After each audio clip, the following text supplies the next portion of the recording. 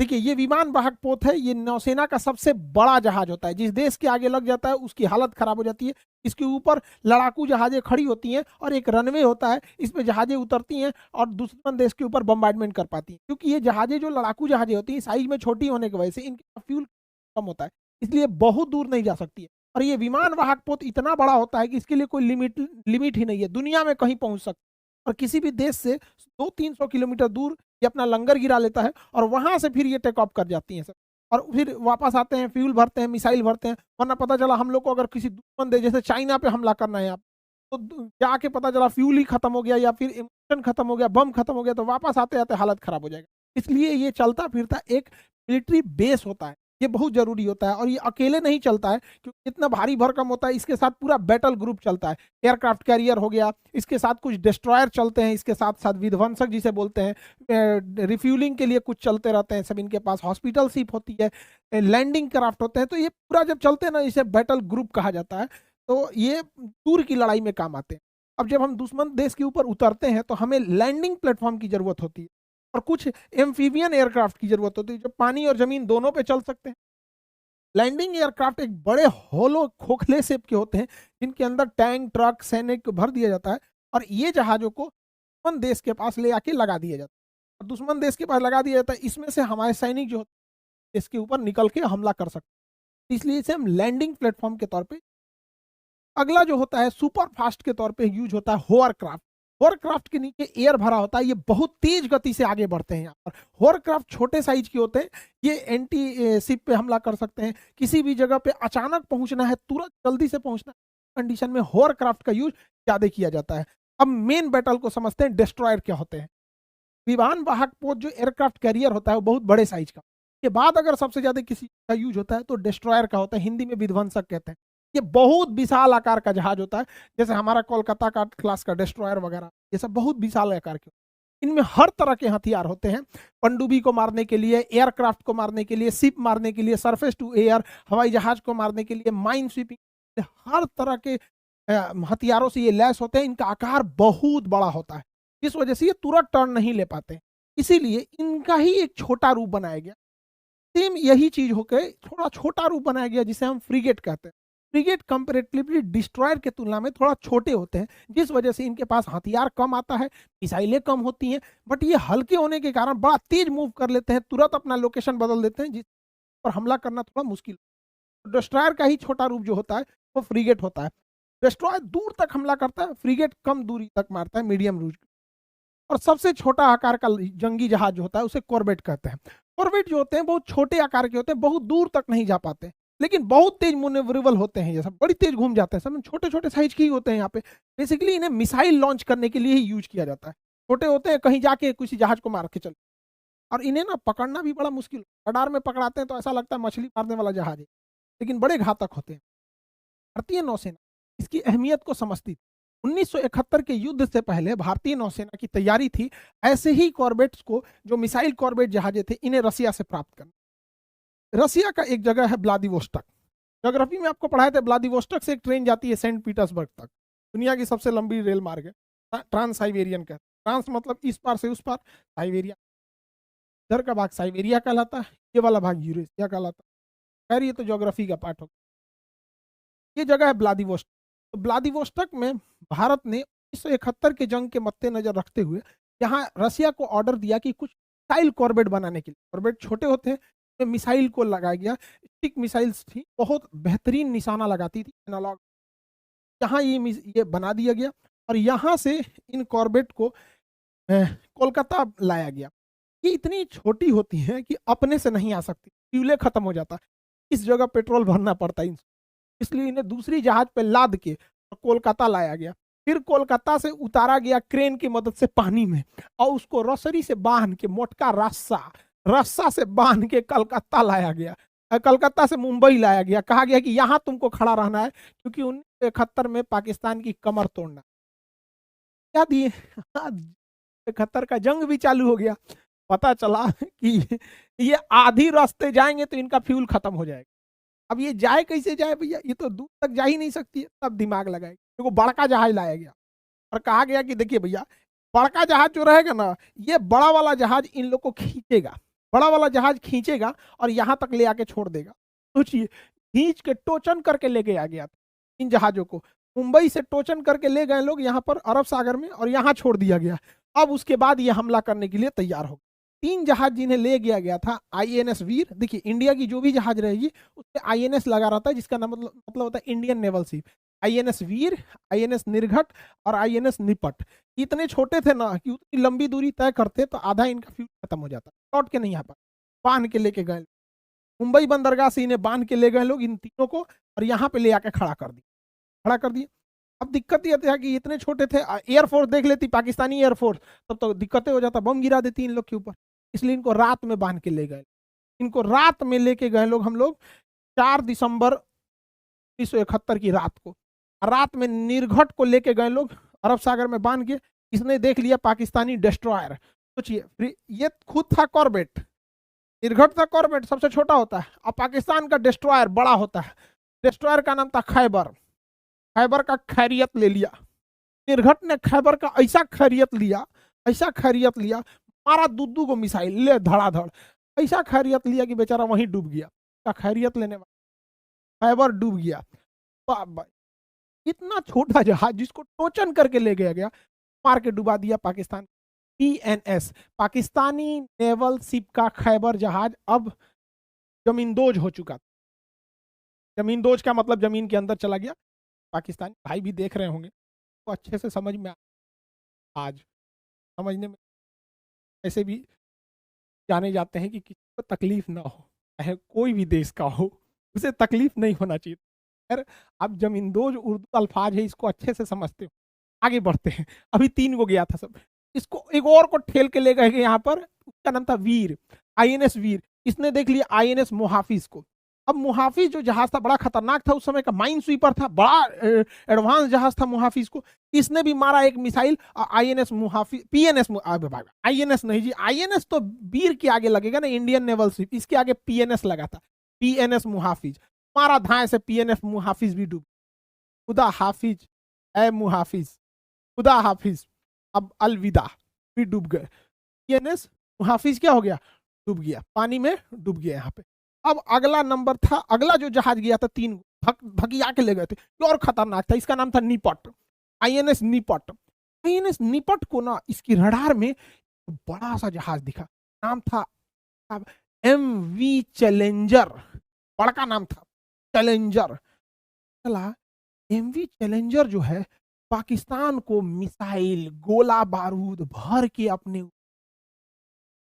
जा रहा था। लो मारो भारत को, अमेरिका उसको भर के दिया, इजराइल को दिया है भर के। भारत ने कहा भर के देगा, मारेगा हम लोग को। निपट ने कहा आओ हम तुमको निपटा देते हैं। तो आईएनएस निपट जो कॉर्बेट क्लास का जहाज, इतना छोटा जो जा नहीं सकता था, मारा धड़ाम से मिसाइल चैलेंजर पे। एमवी चैलेंजर तहस नहस हो गए। अब बिना कुछ बचाए 30 सेकंड के अंदर जमींदोज हो गए, पानी दोज हो गए। जमीन दोज नहीं जी, पानी दोज, पानी में चल बर्बाद हो गया।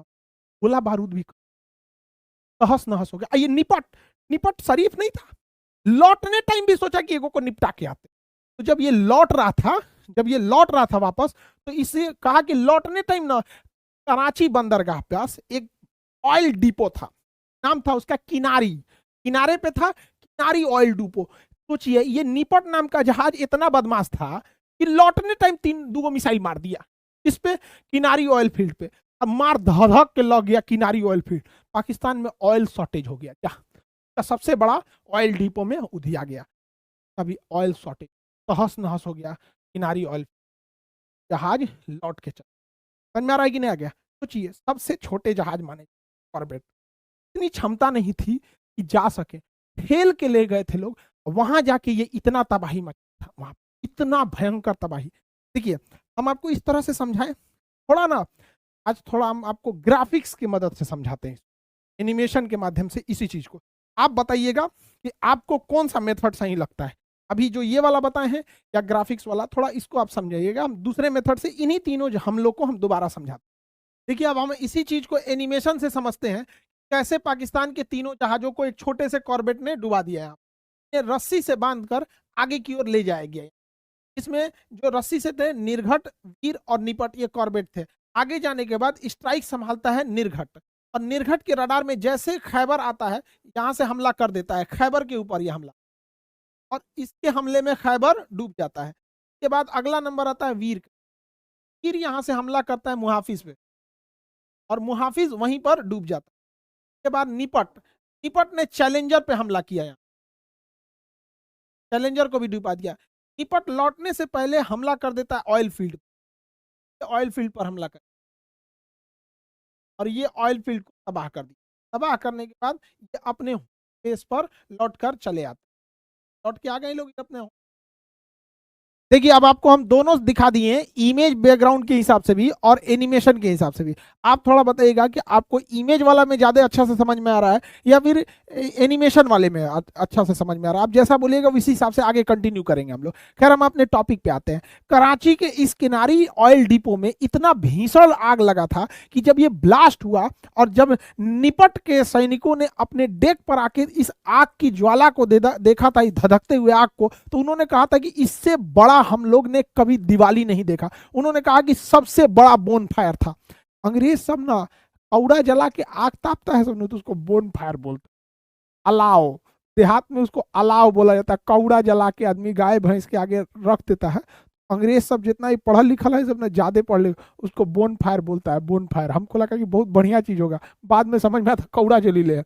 इतना भीषण आग लगा था और इसमें इतने टन फ्यूल थे कि कराची के इस ऑयल डिपो के ब्लास्ट के बाद कराची में ऑयल शॉर्टेज हो गया और उसकी नेवी की पूरी ऑयल डिमांड खत्म हो गई। और इस भीषण आग की वजह से 7 दिन बाद इस आग पे काबू पाया गया था। 7 दिन तक सूरज की किरणें नहीं नीचे आई थी, इतना प्रदूषण, इतना धुआं धुआं फैल गया था यहाँ पर। और इस जबकि इसे कॉर्बेट से हमला किया गया था। इस हमले में भारतीय नौसेना के कॉर्बेट रात में हमला कर रहे थे और रात में हमला करने के बाद वजह से ये जल्दी पकड़ में नहीं आ रहे थे और पाकिस्तानी एयरफोर्स के जितने भी जहाज थे वो कोई नहीं आया इनसे लड़ने के लिए। तो इनको कोई टेंशन ही नहीं, दौड़ा दौड़ा मारे थे सब, इनको कोई मारने वाला भी नहीं था यहाँ पे। तो पाकिस्तानी वायुसेना अगर कुछ रिटेलिएट करती तो शायद भारतीय जो नौसेना है वो उतना खुलकर हमला नहीं कर पाते। लेकिन ये बेचारा कहीं नहीं लड़ा, तुम लोग लड़ना चाहिए तुम लोग को, अब नहीं लड़ा तो हम क्या करें यहाँ पे। देखिए जब ये लड़ाई चल रही थी, निपट, निर्घट, वीर जब हमला कर रहे थे, तबातोड़ हमला कर रहे थे, तो इन पूरे हमले को रसिया से बैठ के सैटेलाइट इमेज के माध्यम से देखा जा रहा था। और वहां के नौसेना प्रमुख थे एडमिरल गोशकोव। एडमिरल गोशा को देख के दंग रह गए कि भाई जिन जहाजों को बनाया ही नहीं गया था इतने दूर हमला करने के लिए, जो इतना खतरनाक थे ही नहीं, उनसे ये लोग कैसे रस्सी से बांध कर खींच कर ले जाके और उस तट पर हमला करके चले आए। तो इन्होंने कहा कि हम जाकर भारत के उन सैनिकों से मिलना चाहते हैं। तो ये भारत आए थे स्पेशली उन सैनिकों से मुलाकात करने के लिए। एडमिरल गोशा को जब भी कोई नौसेना का प्रमुख आता है तो उन्हें हम लोग नौसेना की परंपरा के हिसाब से भोज पर आमंत्रित करते हैं और वो भोज नौसेना के बड़ी जहाजों पर दिया जाता है। हालांकि ये कॉर्बेट पे ही, उस आईएनएस वीर निर्भट पे ही जाना चाहते हैं, बट वो इतना छोटे थे कि इतने बड़े अधिकारी को भोज के लिए वहां आमंत्रित नहीं किया जा सकता था। तो एडमिरल गोशा को आईएनएस विक्रांत पर आमंत्रित किया गया भोज करने के लिए वहां पर। और आईएनएस विक्रांत उस समय 71 की लड़ाई का हीरो था। इस एयरक्राफ्ट कैरियर पर इन्हें लाया गया एडमिरल गोशा को। उस समय भारतीय नौसेना के प्रमुख थे SM Nanda, admiral SM Nanda. और एडमिरल एसएम नंदा से इन्होंने अनुरोध किया कि हमें उन लोगों से भी मुलाकात करनी है जो इस लड़ाई में कॉर्बेट चला रहे थे। वहां इन्होंने भोज किया और मुलाकात किया एसएम नंदा से वहां पर। एडमिरल गोशा को एक बहुत बेहतरीन नौसेना प्रमुख थे। जब ये रशियन नेवी से रिटायर हो गए तो इनके नाम पर विमान वाहक पोत बनाया गया। विमान वाहक पोत का नाम था गोशाकोव, इन्हीं के नाम पर बनाया गया था, एडमिरल गोशाकोव के नाम। ये विमान वाहक पोत बनाया गया था यूएसएसआर, सोवियत संघ, union of Soviet socialist Republican, Russia का पुराना नाम था। 1991 में रसिया 15 भागों में टूट गया। इतना भीषण टूटा, अर्थव्यवस्था तहस नहस हो गई। एडमिरल गोशा को जो जहाज था बेसिकली हेलीकॉप्टर कैरियर था। ये हेलीकॉप्टर को ले जाने के लिए डिजाइन किया गया और मिसाइल लॉन्चिंग ट्यूब्स थे सब यहाँ पर, जो हमला करने के लिए भी थे वहां पे पहले से वहां। तो एडमिरल गोशा को खर्चा चलाना इतना टफ हो गया था कि रशियन गवर्नमेंट इसे अब सर्वाइव नहीं कर पाई और ये वैसे ही पड़ा हुआ था। इंडियन नेवी की इस पे नजर गई। इंडियन नेवी ने इसे सेकेंड हैंड खरीद लिया। एडमिरल गोशा को सेकेंड हैंड खरीद लिया। लेकिन इंडियन नेवी को हेलीकॉप्टर कैरियर की जरूरत नहीं थी, उसे एयरक्राफ्ट कैरियर की जरूरत थी।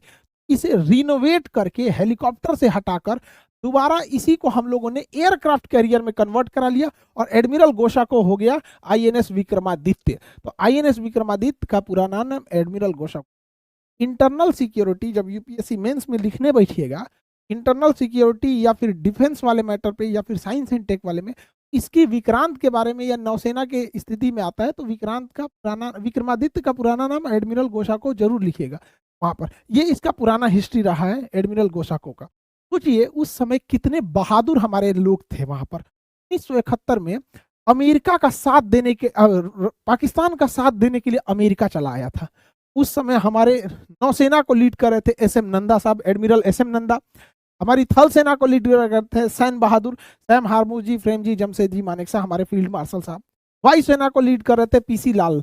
ये इतने बहादुर जंगबाज थे ये लोग, इन लोग को सैल्यूट। इन लोगों ने पाकिस्तान का इतिहास क्या भूगोल बदल डाला। और उस समय प्रधानमंत्री थी हमारी iron lady Indira Gandhi. Iron lady Indira Gandhi ने एसएम नंदा साहब को बुलाए और कहा कि अमेरिका ने तो अपना 7वां बेड़ा भेज रखा है, आप कैसे निपटिएगा उनसे। तो इन्होंने समझाया इंदिरा गांधी को कि अमेरिका केवल दबाव बनाने आया है, वो कभी लड़ाई में नहीं लड़ेगा। और हकीकत में भी यही है, अमेरिका डायरेक्ट लड़ाई में नहीं लड़ता है। अब देखिए इजराइल और हमास की लड़ाई हो रही है तो अमेरिका अपना दू को एयरक्राफ्ट कैरियर भेज रखा है, इजराइल को कह रहा है मारो हमास को, मारो हमास को, बैकअप में खड़ा रहता है। यही किया था अमेरिका ने, पाकिस्तान अपना बेड़ा भेज दिया था 7वां बेड़ा, पाकिस्तान को कह रहा था मारो भारत को, मारो भारत को, मारो अपने अब्बा को। अरे अब्बा से लड़ना आसान होता है क्या? अरे बाप बाप होता है। समझ में आ गया कि नहीं? इन्होंने कहा कि देखिए अमेरिका वाला हमला नहीं करेगा, आएगा भले यहाँ पे तो हम उसको अपनी जहाज पे चाय पीने के लिए आमंत्रित करेंगे। इंदिरा गांधी ने कही चाय ना, चाय ना, अंग्रेज जो कॉफी पिएगा सब कॉफी। कहा ठीक ठीक ठीक कॉफी पिला देंगे, आओ हमारी जहाज पे थोड़ा कॉफी पिलाते हैं। इतने बहादुर थे हम लोग। आयरन लेडी को नाम याद रखा जाता है क्योंकि बहुत बड़ी लड़ाई थी यहाँ पर। और उस समय के प्रधानमंत्री अमेरिकी राष्ट्रपति थे निक्सन, दबाव बना रहे थे कि भारत को वापस आ जाना चाहिए। अपना विमान वाहक पोत भेजे थे भारत पर हमला करने के लिए, 7वां बेड़ा भेज रखा था। रसिया ने भी भेज दिया अपना 40वां बेड़ा। और सबसे बहादुरी से हमारी सेना जो अंदर घुस गई थी सैम बहादुर के नेतृत्व में, इन तीनों सेना प्रमुख ने जो बेहतरीन काम किया था, जिसकी सराहना जितनी की जाए उतनी कम है। ऐसे बहादुर योद्धा हमारे देश में हुए तो छोटे से कॉर्बेट जहाज की मदद से दुनिया को दिखा दिए कि हथियार चाहे जितना भी छोटा क्यों ना हो, चलाने वाले का अगर कलेजा है ना तो पूरी दुनिया को झुकाया जा सकता है। तो आई होप आप इसको समझ गए होंगे। Aircraft carrier, hovercraft, destroyer, frigate, Corbett. Corbett तो सबसे छोटे होते हैं, एम्फीबियन एयरक्राफ्ट, इस सब के बारे में आप समझ गए होंगे। ये डिफेंस के एग्जाम में थोड़ा जरूरी हो जाता है। और जितने लड़के एनडीए सीडीएस की तैयारी कर रहे हैं, आप लोग के लिए गुड न्यूज है, आपका एसएसबी इंटरव्यू के क्लासेज स्टार्ट हो गए हैं। अब दिल्ली में भी, इलाहाबाद में, और इलाहाबाद प्रयागराज, नया नाम प्रयागराज उसका, जैसे गोसाको का हो गया विक्रमादित्य वैसे प्रयागराज हो गया इलाहाबाद से, देहरादून, तो हर जगह आपके एसएसबी के क्लासेस स्टार्ट हो गए। हमारी शुभकामनाएं आप सारे विद्यार्थियों के साथ जो एनडीए सीडीएस में जा रहे हैं और जितने लड़के इस बार एसएसबी दे रहे हैं उन सब के लिए। बड़ा हमको भी ऐसा लगता है कि जहां हम नहीं जा सके वहां हमारे विद्यार्थी जा रहे हैं। और सारे विद्यार्थियों से कहते हैं कि जब जाइए सेना में ऐसा तहलका मचाइए कि जब हम लोग बूढ़े हो जाएं तो हम कहानी आपकी बताएं, आपकी वीर गाथा सुनाएं कि हमारे बैच का विद्यार्थी था, पनडुब्बी मार के डुबा दिया, एयरक्राफ्ट कैरियर मार के डुबा दिया, हमारा डिस्ट्रॉयर उधिया दिया यहाँ पे। तो हमको भी बड़ा फक्र महसूस होगा। अपने बुढ़ौती में हम समझाएंगे सबको कि देखो हमारे बैच का था, बदमाश था, मारे थे, पीटे थे, आज देखो तहलका मचा रहा है। हमें भी बहुत खुशी होती है।